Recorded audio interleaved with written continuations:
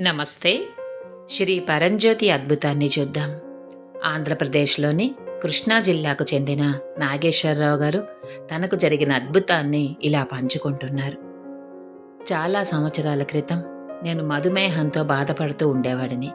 ఇది నిరాశకు, ఆందోళనకు దారితీసింది. దురదృష్టవశాత్తు నా పరిస్థితి విషమించడంతో నేను నా దృష్టిని కోల్పోయాను. ఎవరైనా లేదా ఏదైనా దగ్గరగా ఉన్నప్పుడు కూడా చాలా అస్పష్టంగా కనిపించేది. శ్రీ పరంజ్యోతి భగవతి భగవాన్ భక్తుడు నాకు శ్రీ పరంజ్యోతి యొక్క శ్రీమూర్తిని, మూల మంత్రాన్ని బహుమతిగా ఇచ్చారు.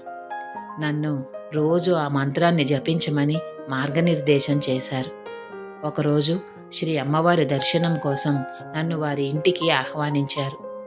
సత్సంగం సమయంలో మేము శ్రీ అమ్మవారి సన్నిధిలో హృదయపూర్వకంగా ప్రార్థించాము. ఇంటికి తిరిగి వచ్చినప్పుడు నేను ఒక ఆశ్చర్యకరమైన అద్భుతాన్ని చవి చూశాను. ఆ సాయంత్రం వార్తాపత్రికను చూసినప్పుడు నేను అక్షరాలను స్పష్టంగా చూడగలిగాను. అంతేగాక చదవగలిగాను.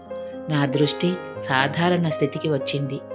ఈ అద్భుతమైన సంఘటనల తరువాత నేను నా స్కూటర్ను ఏ ఇబ్బంది లేకుండా నడపగలుగుతున్నాను. ఈ వెలకట్టలేని అద్భుతానికి శ్రీ పరంజ్యోతి భగవతీ భగవానికి నేను అనంతకోటి కృతజ్ఞతలను, హృదయపూర్వక నమస్కారాలను సమర్పిస్తున్నాను. అనంతకోటి ప్రణామాలు శ్రీ పరంజ్యోతి భగవతీ భగవాన్. జై బోలో ఆరోగ్య ప్రదాత శ్రీ పరంజ్యోతి భగవతీ భగవానికి జై.